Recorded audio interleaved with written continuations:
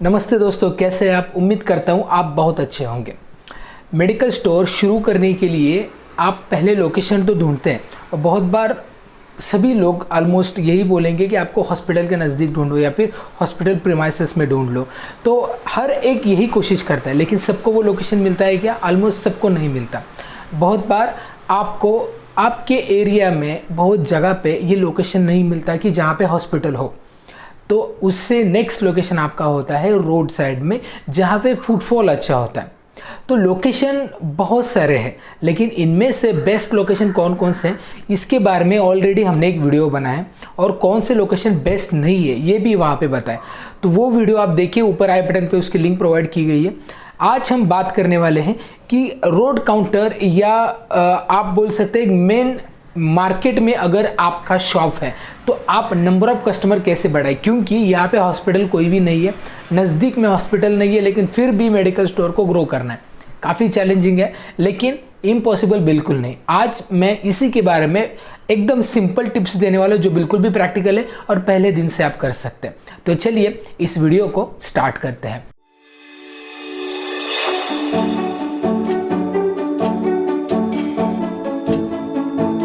सबसे पहली बात आपको ध्यान में रखनी है कस्टमर रिलेशनशिप मैनेजमेंट। अब कस्टमर रिलेशनशिप मैनेजमेंट मतलब क्या है? आप अपने कस्टमर के एक्सपेक्टेशन फुलफिल करने के लिए कितने सर्विसेज दे रहे हैं और उसके अगेंस्ट आपको कस्टमर कितना बेनिफिट दे रहा है, इसी को बोलते हैं कस्टमर रिलेशनशिप मैनेजमेंट। अब उसमें सबसे पहला आता है आपको अपने कस्टमर का डेटा। बहुत ही इंपॉर्टेंट थिंग है ये, इसको निगलेक्ट नहीं करना है आपको।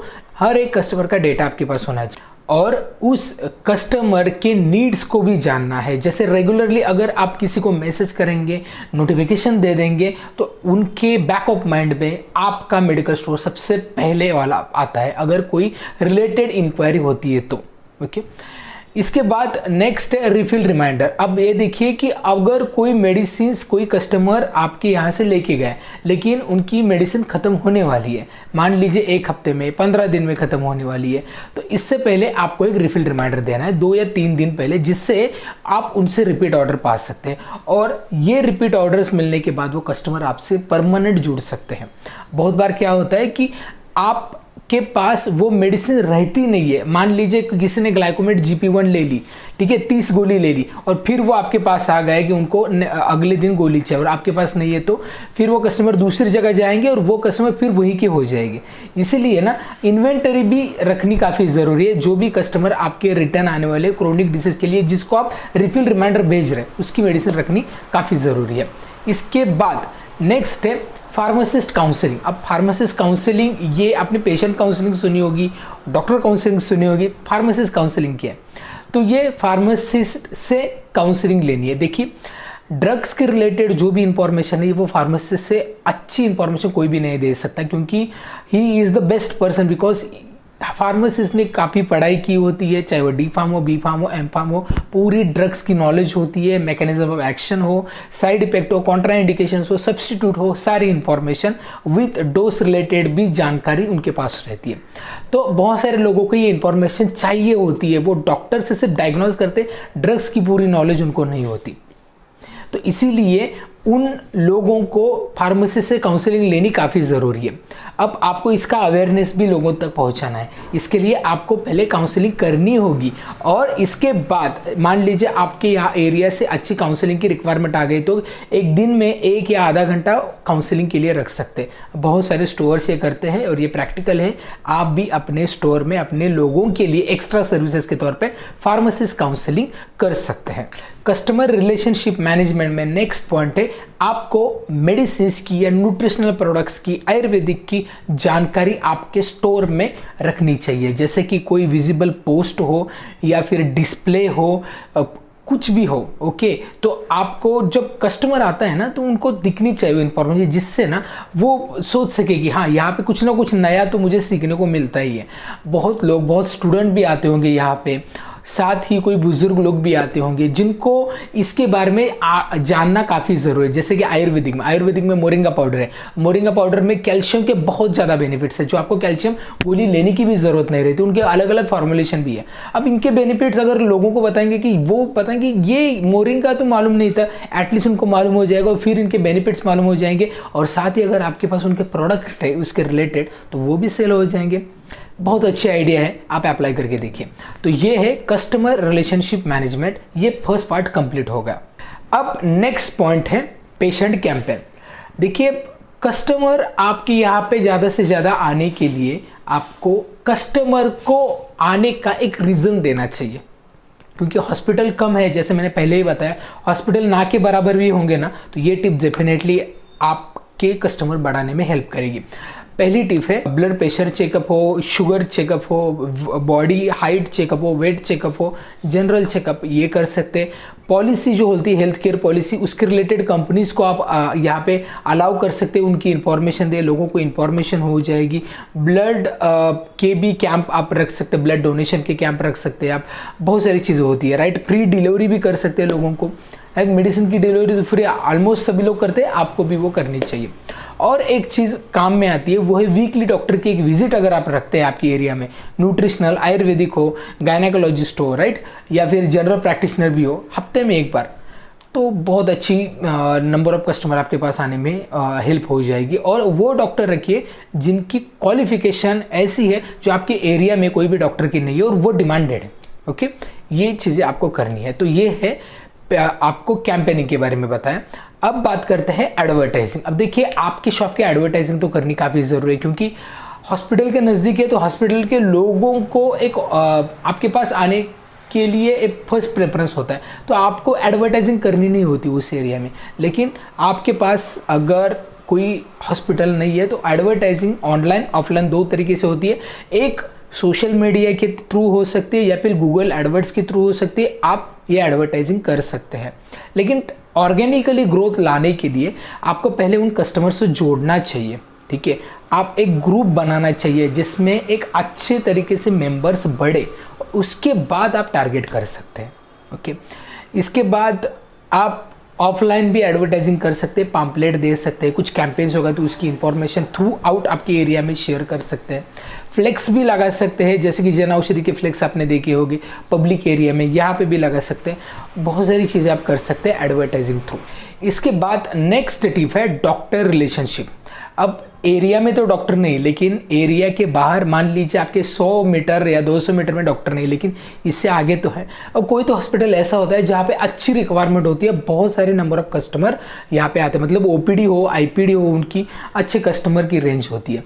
तो आपको अपने एरिया के सारे डॉक्टर्स को मिलना है और उनसे एक रिलेशनशिप बनानी काफ़ी ज़रूरी है। अब यहाँ पे आप दूसरी टिप है कि फ्री गिफ्ट्स भी दे सकते हैं, जो उनको किचन वेयर के सामान लगते हैं या फिर कुछ भी जो कम में हो सकता है। इवन फेस्टिवल सीजन में आप उनको गिफ्ट्स भी दे सकते हैं, जिससे क्या होता है एक रिलेशनशिप बिल्डअप होता है, जिससे वो आपके स्टोर का नाम याद रख सके राइट। और एक चीज़ काम कर सकती है कि उनको अगर कोई सर्जिकल्स आइटम लगते हैं या फिर उनको खुद की भी फैमिली को कोई मेडिसिन लगते हैं, तो आप वो डिलीवर करवा दीजिए डायरेक्टली उनके घर तक। क्योंकि देखिए डॉक्टर्स का एक ईगो होता है कि मैं कहाँ पे नहीं जाऊँगा, तो उनको बोलना है सर एक कॉल कर दीजिए, मैं आपके घर तक मेडिसिन पहुँचा दूँगा। साथ ही उनके कस्टमर के लिए डिस्काउंट स्ट्रेटेजी अप्लाई कर सकते हैं, चाहे वो सर्जिकल, जेनरिक हो, एलोपैथिक हो, कुछ भी हो। डॉक्टर्स के कस्टमर के लिए आप वो एक स्पेशल डिस्काउंट स्ट्रेटेजी अप्लाई कर सकते हैं। तो वो डिपेंड है आपके और डॉक्टर के अंडरस्टैंडिंग के बीच में। इसके बाद नेक्स्ट टिप है इन्वेंट्री मैनेजमेंट। अब आपने देखा होगा कि रोड साइड के जितने काउंटर है बहुत अच्छा इंटीरियर किया होता है, बहुत बड़े दिखते भी हैं और लगता है कि यहाँ पे सब मिल जाएगा। तो ऐसा आपके लिए भी लोगों का अट्रैक्शन या अपीयरेंस होना काफ़ी ज़रूरी है। इसके लिए सभी मेडिसिन, रिक्वायर्ड मेडिसिन जो रनिंग मेडिसिन है वो रखने चाहिए। साथ ही एफएमसीजी प्रोडक्ट हो, सर्जिकल्स हो, ये सारे रनिंग आपके पास प्रोडक्ट्स होने काफ़ी ज़रूरी है। इसके बाद नेक्स्ट टिप है डिस्काउंट। अब देखिए डिस्काउंट देना चाहिए नहीं चाहिए ये आपके ऊपर है, लेकिन हाँ आप यहाँ पे एक बोर्ड लगा सकते हैं 5 to 50% तक का डिस्काउंट की ऑफर। आप मतलब ये बोर्ड लगा सकते हैं जिससे आपके यहाँ पे जेनेरिक्स के लिए आप डिस्काउंट दे सकते हैं ज़्यादा, लाइक 20% 30% दे सकते हैं। अगर एलोपैथी की बात करें तो 10% ऑन एन एवरेज दे दीजिए। एफएमसीजी प्रोडक्ट है तो उनको ना ही दे तो बेहतर है, और जो कम मार्जिन वाले प्रोडक्ट उनको 5% दे दीजिए। तो इसके अकॉर्डिंग डिस्काउंट वैरी तो हो सकता है, लेकिन आप डिस्प्ले में 5 to 50% इवन 60% भी रख सकते हैं, जो सर्जिकल्स में या जेनरिक्स में आप इतना हाई डिस्काउंट दे सकते हैं, जिससे लोग यहाँ पे अट्रैक्ट हो सकते हैं। अब मार्जिन और डिस्काउंट ये दोनों का एक कैलकुलेशन आपके यहाँ पे होना ज़रूरी है। कौन से प्रोडक्ट को कितना डिस्काउंट देना चाहिए, आपके यहाँ पे आपको कितना मार्जिन होना चाहिए। कम से कम 10% मार्जिन आपके पास होना ही चाहिए। आपकी भी खर्चे होते हैं, वो भी है। दुकान में कोई फार्मेसी रखते हैं, उनका खर्चा होता है। स्लाइड बिल्स होते हैं, राइट, डिलीवरी बॉय होते हैं तो उनका पेमेंट होता है, और छोटे बड़े काम भी होते हैं दुकान में, फर्नीचर का वगैरह कुछ भी हो सकता है। तो ये भी खर्चे आपको कहाँ से निकलेंगे, यही जो रेगुलरली आपका टर्नओवर हो रहा है वहीं से निकलेंगे। इसीलिए ज़्यादा डिस्काउंट देके आपके यहाँ पे कम मार्जिन रखना, ये मतलब ये समझदारी वाली बात नहीं होगी। इसके लिए 10% तो आपके पास मार्जिन होना ही चाहिए। इसके बाद नेक्स्ट है डिस्प्ले मैनेजमेंट। लास्ट टिप है, बहुत ज़रूरी है। आपके यहाँ पे कस्टमर आने के बाद एक तो एफएमसीजी प्रोडक्ट एक दिखने ही चाहिए कस्टमर को। दूसरा सीजनल प्रोडक्ट मतलब जो भी है, मान लीजिए विंटर में लोशंस वगैरह लगते हैं, राइट, और अगर समर की बात करें तो कोल्ड ड्रिंक्स वगैरह जाते हैं, राइट, तो वो डिस्प्ले आगे रखने चाहिए। जो अभी सीजन चल रहा है उसके प्रोडक्ट आगे रखने चाहिए। कस्टमर को उसकी डिमांड होती है तो वो ले ही जाते हैं। और रनिंग प्रोडक्ट्स, ओटीसी प्रोडक्ट, ये सबसे आगे होने चाहिए, ठीक है। चाहे उसमें ओरल केयर हो, हेयर केयर हो, ओके, उसमें न्यूट्रिशनल प्रोडक्ट भी हो, ये सारे प्रोडक्ट होने चाहिए। और आपका फर्नीचर है ना, अगर आपका शॉप 120-130 स्क्वायर फीट का है तो छोटा शॉप होगा, तो एल टाइप फर्नीचर कीजिए, जहाँ पे कस्टमर अंदर आ सके और आपके हर एक प्रोडक्ट को जान सके, देख सके कि हाँ ये अवेलेबल है, ओके। तो ये चीज़ें आपको करनी है। मैंने जो आपको अभी तक टिप बताए ना, वो अप्लाई करें, और कमेंट बॉक्स में मुझे ज़रूर बताएं कि आपके नंबर ऑफ कस्टमर बढ़े या नहीं बढ़े। और अगर आपने अपना खुद का मेडिकल स्टोर शुरू किया या शुरू करना चाहते हैं तो आप हमारा वर्कशॉप भी ज्वाइन कर सकते हैं, जहाँ पे हम आपको स्क्रैच से इन्फॉर्मेशन देते हैं, कैसे मेडिकल स्टोर शुरू करना है, ड्रग लाइसेंस कैसे बनाना है, डिस्ट्रीब्यूटर से बेस्ट रेट कैसे लेना है, डॉक्टर रिलेशनशिप कैसे बढ़ानी है, एक्सपायरी कैसे मैनेज करनी है, कौन सा सॉफ्टवेयर रखे, बहुत सारी चीज़ें। और यहाँ पे सबसे इंपॉर्टेंट, आपको मोर देन 1500 ब्रांड्स की लिस्ट मिल जाती है, जो आपको इनिशियल ऑर्डर के लिए बहुत ज़रूरी होती है। नया मेडिकल स्टोर शुरू करने के लिए कौन से प्रोडक्ट रखें, इसकी पूरी जानकारी हम आपको देते हैं। तो इसकी पूरी डिटेल्स आपको डिस्क्रिप्शन में मिल जाएगी। तो ये वीडियो कैसा लगा ये मुझे बताइए। वीडियो अच्छा लगता है, वीडियो का कंटेंट अच्छा लगता है तो वीडियो को लाइक जरूर कीजिए। चैनल को अभी तक आपने सब्सक्राइब नहीं किया है तो मैं आपको बता दूं, हमारा चैनल फार्मास्यूटिकल इंडस्ट्री के related business opportunities, career opportunities and various certification courses and workshop की डिटेल्स देता है, जहाँ पे आपको इन डेप्थ गाइड प्रोवाइड करने की हमारी कोशिश होती है। तो अगर आपको ऐसे वीडियो अच्छे लगते हैं तो हमारा चैनल ज़रूर सब्सक्राइब करें, और हाँ, इस वीडियो को शेयर करना ना भूलें। तो वीडियो देखने के लिए बहुत बहुत धन्यवाद। मिलते हैं नेक्स्ट वीडियो में, तब तक बी हेल्दी बी हैप्पी।